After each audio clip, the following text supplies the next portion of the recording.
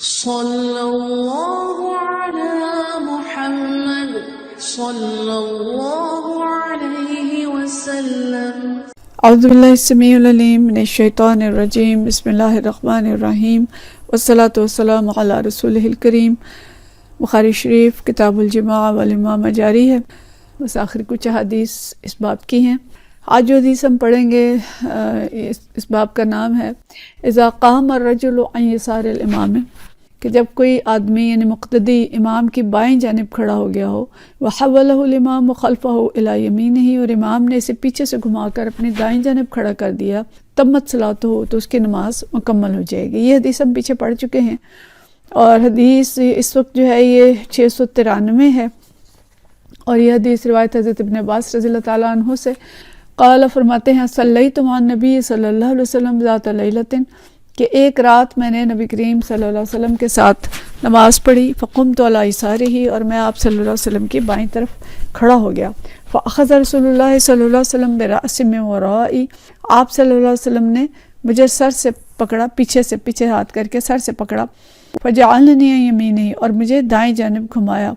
ورقد، اور پھر آپ صلی اللہ علیہ وسلم سو گئے، فجاءہ مؤذن، پھر مؤذن آیا، فقام وصلی ولم یتودع، اور پھر مؤذن نے جب آپ کے جگایا، آپ صلی اللہ علیہ وسلم نے فجر کی 2 رکعتیں ادا کیں اور نئے سرے سے وضو نہیں کیا۔ اس کی تفصیل ہم پیچھے پڑھ چکے ہیں، لیکن یہاں جو مقصد ہے اس حدیث کا کہ اگر ایک مقتدی بائیں جانب کھڑا ہو گیا اور امام نے اس کو پکڑ کے گھما کے دائیں جانب کیا،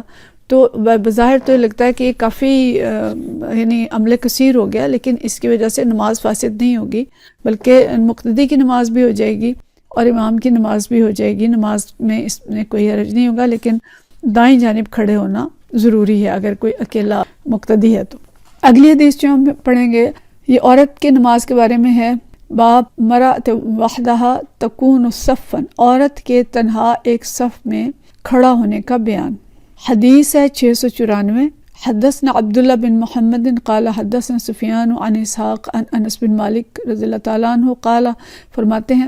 صلیت انا و یتیم فی بیتنا، کہ میں نے اور ایک یتیم نے اپنے گھر میں نماز پڑھی، خلف النبی صلی اللہ علیہ وسلم، نبی کریم صلی اللہ علیہ وسلم کے پیچھے، و امی ام سلیم خلفنا، اور میری والدہ ام سلیم جو تھیں وہ ہمارے پیچھے کھڑی تھی۔ تو مطلب یہ ہے کہ حضرت انس اور ان کے ساتھ ایک اور جو صحابی تھے، تو ایک یتیم آپ صلی اللہ علیہ وسلم کے پیچھے صف میں کھڑے تھے، اور حضرت ام سلیم جو تھیں وہ پیچھے تھیں، یعنی وہ ان کے صف میں نہیں تھیں بلکہ وہ الگ کھڑی تھی۔ اچھا، اب یہ مسئلہ ہے، اسے مسئلہ محاذات کہتے ہیں۔ محاذات کیا ہے کہ آمنا سامنا، روبرو، قریب یا برابر ہونا، کہ اگر عورتیں ہیں مرد اور اکٹھے نماز پڑھ رہے ہیں تو ان کے صفوں کی صورتحال کیا ہوگی؟ کہ عورت مردوں کی صف میں کھڑے ہو کے نماز ادا کر سکتی ہے، اور اگر وہ کھڑی ہو جاتی ہے تو پھر کیا ہوتا ہے؟ تو اس پہ کافی زیادہ ڈسکشن علماء نے کی ہے، ہمارا اتنا وقت تو ہمارے پاس نہیں ہوگا، لیکن ہم ان چیز کو ذرا سرسری دیکھ لیتے ہیں کہ اصل حکم یہ ہے کہ عورت مردوں کے ساتھ ایک صف میں کھڑی ہو کے نماز نہیں پڑھے گی، اور عورت کے لیے ضروری ہے کہ وہ مردوں کے الگ کھڑی ہو، پیچھے کھڑی ہو۔ اگر مرد تنہا ہے تو اس کی نماز نہیں ہوگی، اکیلا صف نہیں بنا سکتا، اس کے لیے حکم یہ ہے کہ اگلی صف میں سے کسی شخص کو پیچھے کھینچ لے، یا اگر آگے جگہ ہے تو وہ آگے کھڑا ہو جائے۔ لیکن اگر عورت ہے تو وہ اکیلی بھی پیچھے کھڑی ہو سکتی ہے اور وہ نماز پڑھ سکتی ہے، لیکن وہ صف میں مردوں کے برابر شریک نہیں ہو سکتی، اور اگر وہ مردوں کے برابر کھڑی ہو جاتی ہے تو جمہور علماء کے نزدیک جو ہے وہ عورت کی نماز فاسد ہو جائے گی، جبکہ باقی علماء نے اس پہ بحث کی ہے۔ بعض کے نزدیک جو ہے کہ اگر مرد نے اس کو اشارہ کیا ہے کہ وہ پیچھے ہٹ جائے اور وہ نہیں ہٹی تو عورت کی نماز فاسد ہوگی، اور اگر مرد نے اس کو اشارہ نہیں کیا اور وہ بھی کھڑا رہا اور عورت بھی کھڑی رہی تو دونوں کی نماز، بلکہ مرد کے بارے میں آیا کہ پھر مرد کی نماز جو ہے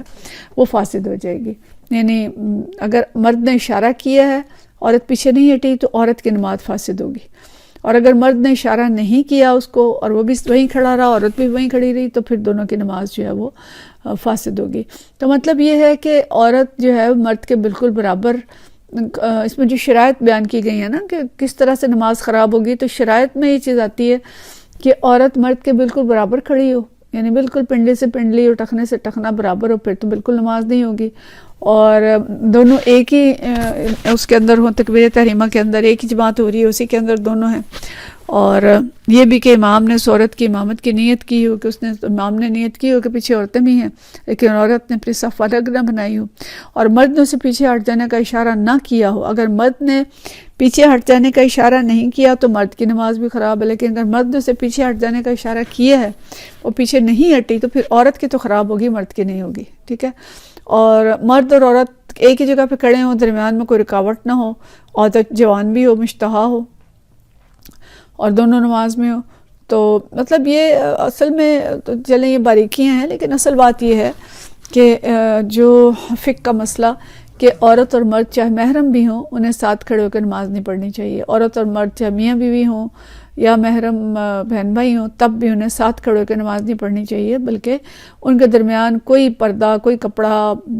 یا صف تھوڑی سی چند قدم عورت پیچھے ہو جائے، مرد چند قدم آگے ہو جائے تو نماز ہو سکتی ہے۔ لیکن اگر اتنی تنگ جگہ ہے، ایک ہی کمرہ ہے، بالکل تنگ جگہ ہے، اور اگر نہیں پڑھے گا تو نماز قضا ہونے کا بھی خطرہ ہے، تو اس صورت میں یہ ہے کہ درمیان میں کوئی تھوڑی سی اوٹ ہو جائے، تھوڑا سا مطلب کپڑا ہو جائے، اور بالکل ساتھ ساتھ جڑ کے کھڑے نہ ہوں، اور ایک آدھ قدم عورت جو ہے وہ پیچھے ہو جائے، تو وہ نماز جو ہے وہ پڑھی جا سکتی ہے۔ لیکن بالکل ساتھ کھڑے ہو کے، بغیر کسی اوٹ کے، بغیر کسی یعنی فاصلے کے ساتھ ساتھ کھڑے ہیں، چاہے محرم ہیں، تب بھی نماز نہیں ہوگی۔ پھر اگلا باب جو ہم پڑھیں گے یہ ہے میمنۃ المسجد والامام، مسجد اور امام کی دائیں جانب کا بیان۔ حدیث ہے 695، اور یہ ہم پیچھے حدیث پڑھ چکے ہیں،